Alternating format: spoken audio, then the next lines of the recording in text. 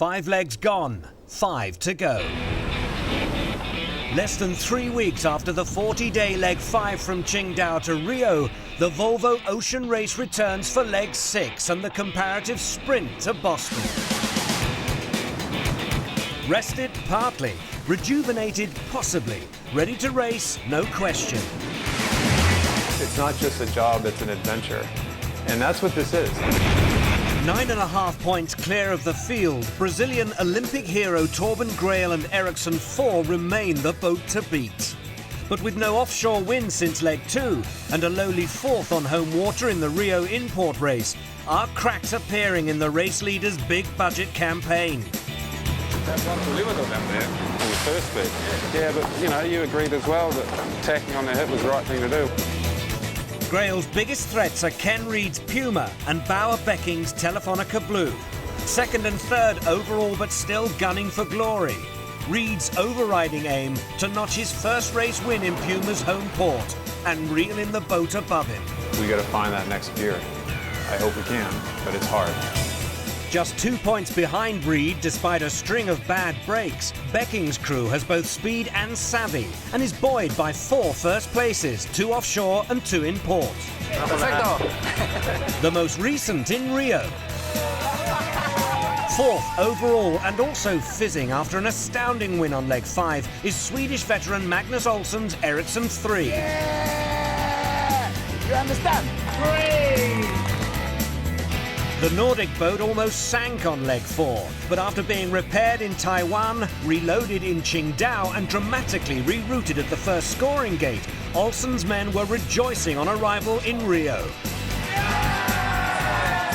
Also riding high since its first appearance on the podium so far in the Rio import race is Tuni Bermudez's revamped crew on Delta Lloyd. Along with Fernando Echevari's Telefonica Black, the Dutch-Irish entry returns to the racetrack after suspending racing with severe structural damage on leg 4 and missing the next. 5th overall, Ian Walker and Green Dragon now have revitalised crews behind them on the leaderboard as well as in front. 7 boats on the start line, some 5,000 miles in front of them, another vital 12 points up for grabs. Leg 6 and the second half of the race starts here.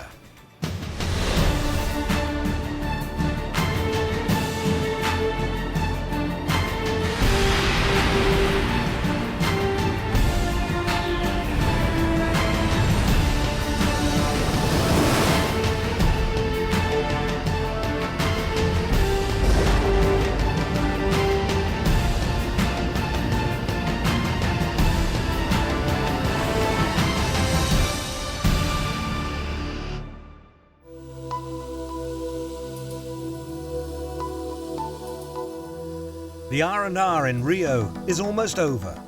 Just 2.5 weeks after sailing 13,000 nautical miles from China to Brazil, the fleet prepares for the next leg of its adventure, the mere 5,000 miles to Boston in North America.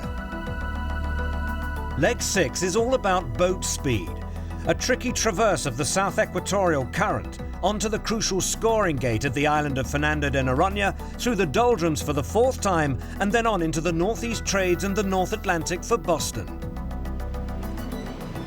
It's not just the beaches that make it so hard to leave Rio. The light airs that often encircle the city can slow departure significantly, making early tactical decisions critical. Probably the guys who are going very well for the first 2 days, 3 days have a big chance of winning the scoring gate. So it's important, this first part. For sure, it's a rich getting richer scenario. After a disastrous leg 5, Bauer Becking's Telefonica Blue is now 11.5 points behind race leaders Ericsson 4 in 3rd overall. But it's the fastest boat in the fleet in the light conditions forecast for the start. So we should be better against Puma. Normally Puma was always good with it, but now with the new sails we should be better in the tighter angle. Right. Ericsson shouldn't be a problem, shouldn't we? At least even. Also hoping to make the right calls is navigator for hire Wouter Verbraak. After sailing the first 3 legs on Team Russia and the 5th on Green Dragon, he's now been recruited by returning Dutch-Irish entry Delta Lloyd. race is basically going to be, to a large extent, decided right here. Yeah, probably. Guys are not going to like that, sailing away from the mark. How am I going to explain that? I'm not sure. Tell them I told you. Yeah, exactly. Unlike the last 3 stopover ports, Rio at least represents a known quantity, but that's not making the right departure route any easier to find for the navigators. Any time we can save is better for getting past Cabo Frio, and I think it's going to get sketchy for us before we get that far, but just 1 hour could make quite a big difference. If we can get past Frio before things go pear-shaped, then that's a big thing. We have to bite the bullet in the beginning because she's saying you're probably going to lose the scad to a guy that goes straight. Yeah, I'll tell the guys to have the right mindset, you know. They win in the beginning, but they lose. Yeah, it's always hard to lose miles on the scad, you know. So, you know, sometimes you've got a decision: do you go hard for the scoring gate, or do I go hard for the finish? And the 2 solutions could be quite different. I think in this case, a good solution for the scoring gate is a good solution for the leg overall. Restart morning in Rio, and for the crew of Puma's Il Mostro, it's once more time to deliver. Second overall, Ken Reed's men have made the top 3 11 times in 14 scoring opportunities without ever winning. That may be about to change. Is it enough to get a bunch of seconds and thirds? Probably not.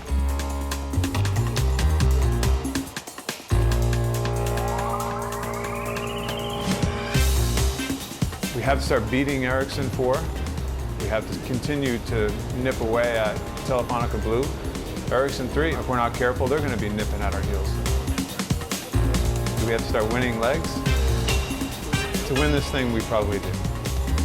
But after Torben Grael was denied a win en route to his home port on the previous leg, how far is Reed prepared to gamble to secure a first win entering his on the next? You know, a lot of times I'll sit there with KP and we'll be sitting trying to come up with strategy. And I just say to him, if there were no other boats out here, what would you do? I constantly use the phrase, well, when in doubt, let's just do the right thing and hope that the other guy makes a mistake. Because if you just start splitting for the sake of splitting or trying crazy things just for the sake of trying things, 99% of the time it doesn't work. You have to rely on other people to make mistakes, or at least more mistakes than you do. Nice quick little 16 days. Walk in the park.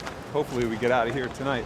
Chances are we're going to have Kentucky Fried Chicken delivered to the boat about 3 miles offshore, where we're all sitting there slatting all through the night. I saw one of those signs. You see the signs on the way here? Kentucky Fried Chicken delivered. So we'll have that delivered to the boat tonight.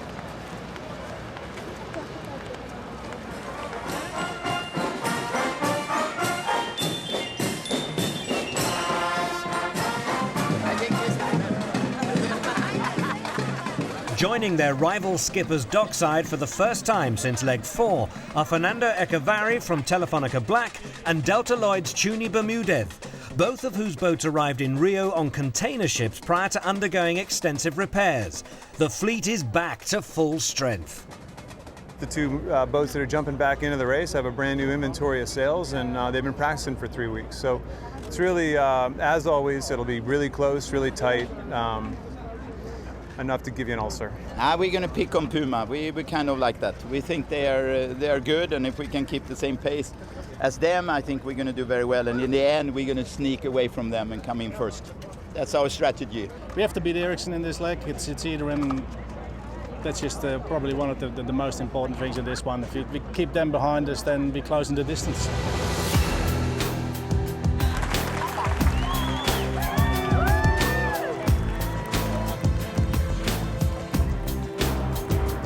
In terms of miles sailed, the 10th Volvo Ocean Race is nearly 3/4 of the way through its lap of the globe. But as the first of 5 more legs approaches, roughly half of the total points are still to be claimed.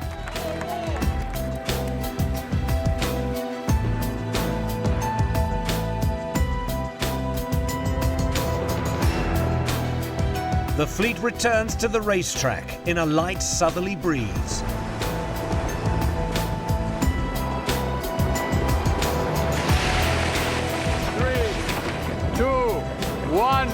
5 minutes.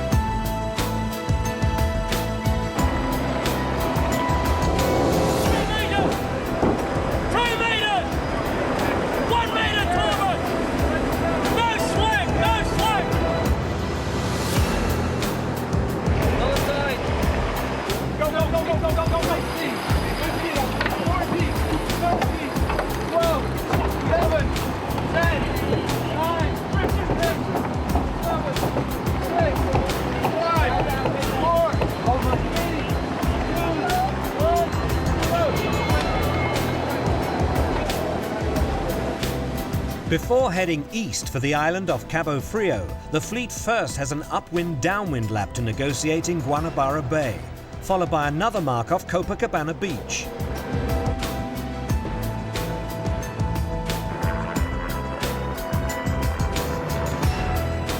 His crew rested and boat well prepared, Fernando Echevari's Telefonica Black seizes the initiative to take an early lead.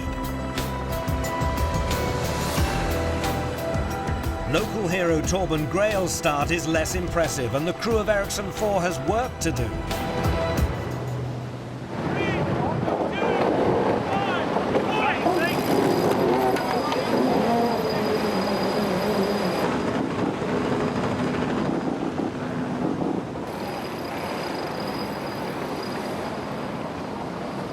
Jib down, Salty, go! Get it 10 feet! What's going on, guys?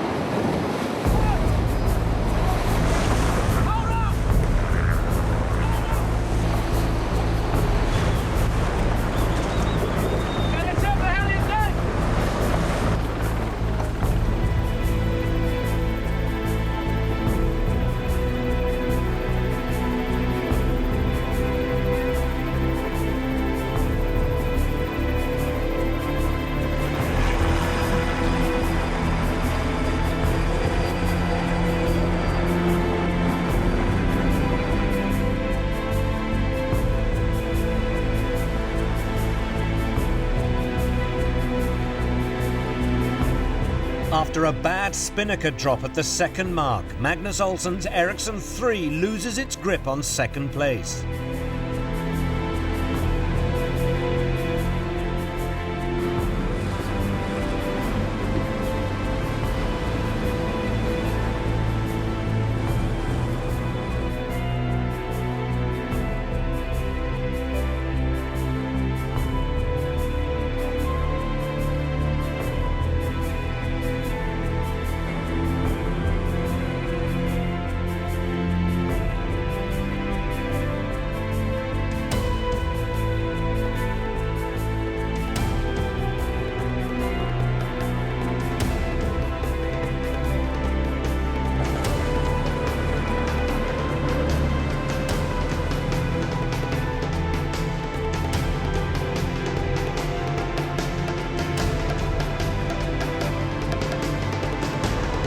For the spectators on the Copacabana, there's one last opportunity to wave the fleet off before it heads across Guanabara Bay and out into the South Atlantic.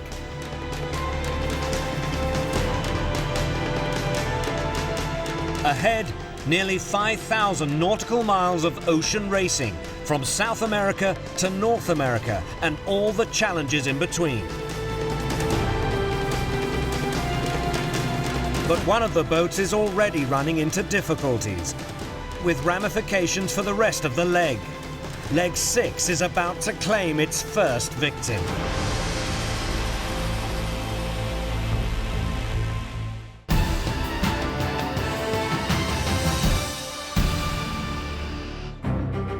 The Volvo Ocean Race fleet has left Rio de Janeiro at the start of Leg 6 and the 5,000-mile drag race to Boston. Returning to the race for the first time since missing Leg 5 with serious structural damage, and after leading from the restart, Telefonica Black has already run into trouble.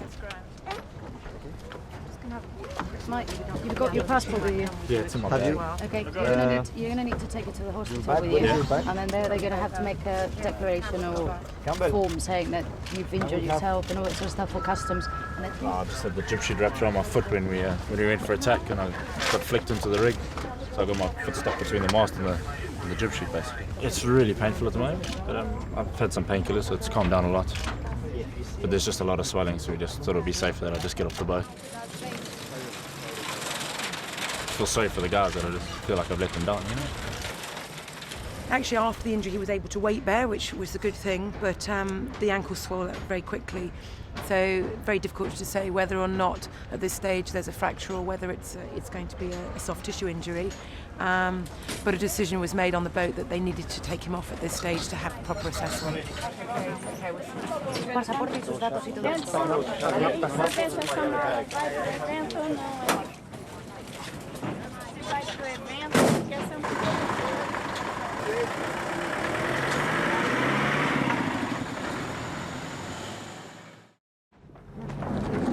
Day 2, and the navigator's worst fears have been realised. When the land breeze dies as the fleet rounds Cabo Frio on the Brazilian coast, there's nothing to take its place. Just a heavy South Atlantic swell. The spreader ends have checked the code 0 a bit, so we'll go up and put some more tape on them. Try and smooth it out a little bit for now until we can repair the sail.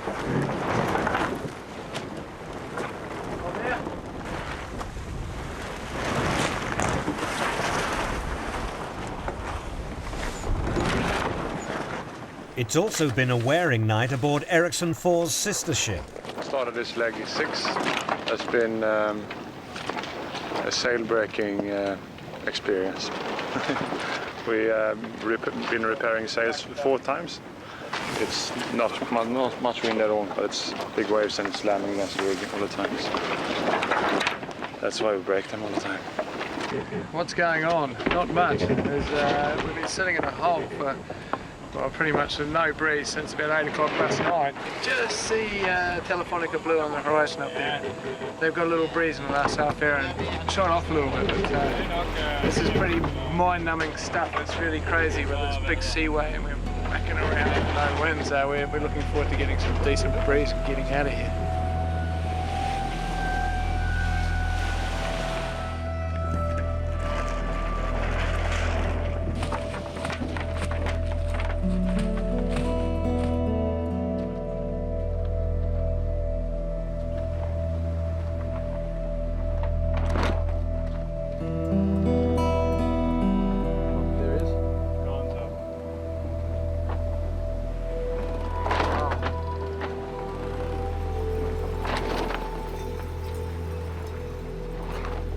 Certainly the most prolonged conditions we've had in the whole race. Unfortunately, it was predicted, so we knew it was coming, which makes it all the more painful. There wasn't much we could do here. Unfortunately, it's a little unpredictable right now, but let's keep this race close and get on the trades and see how it goes.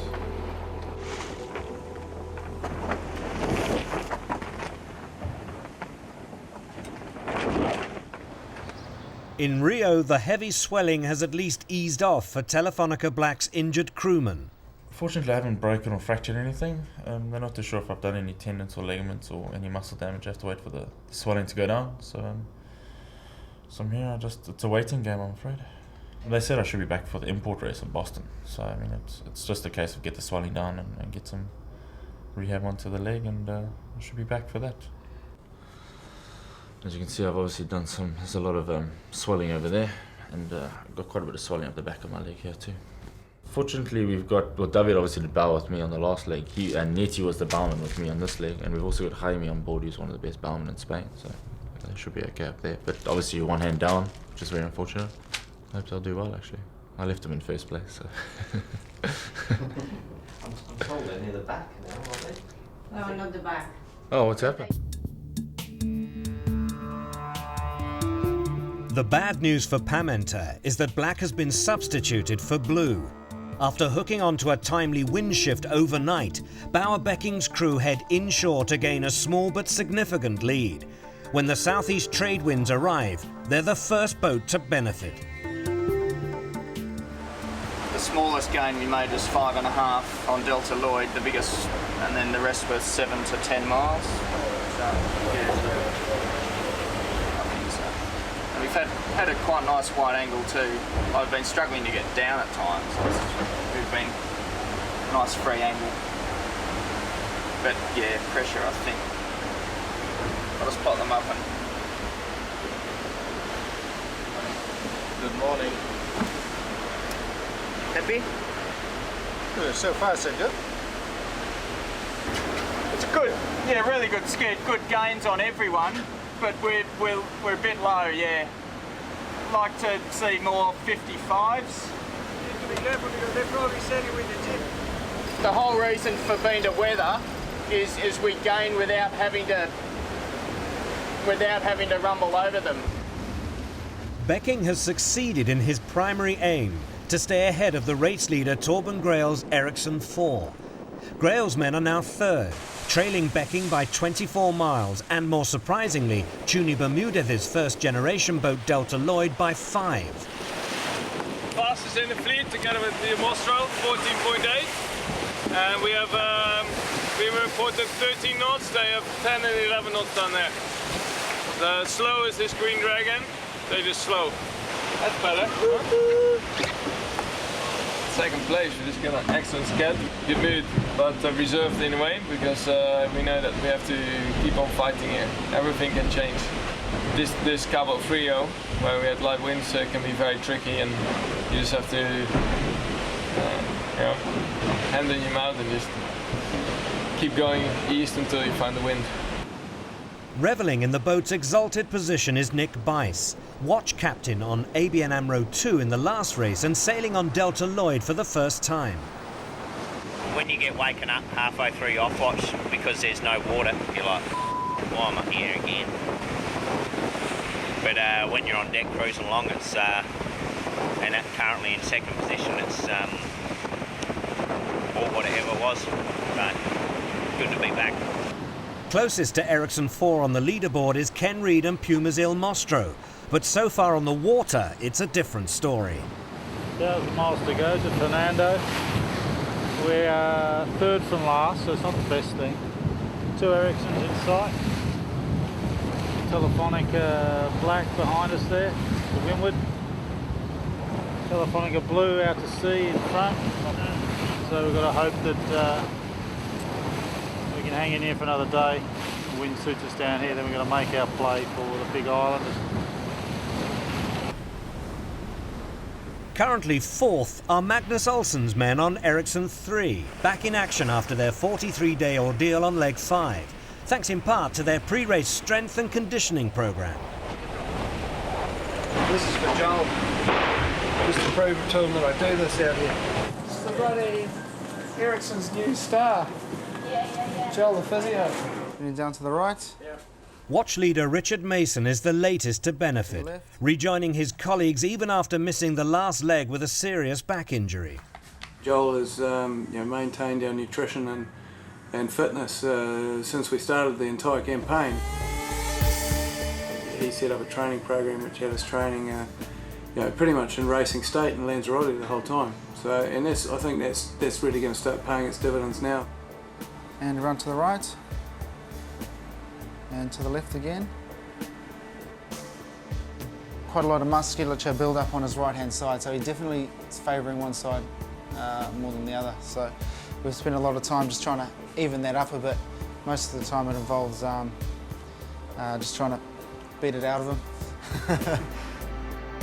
We spend millions on these boats, and in the past I think sailing has been a little bit more toughness between the ears than physical fitness, but now you just can't get away with mind over matter. You've actually got to step up to the plate. So I think the professionalism is getting up and up and up. Even on leg 5, in which only 5 boats took part, there were still 48 cases reported to race medical coordinator Polly Goff. They keep racing these sort of boats at these sort of speeds around the world. That's going to become more and more the challenge, keeping the crew together. Perfect. Okay, do your stretches tonight. Will do. Take my sticky shoes out of your office. Cheers. Later.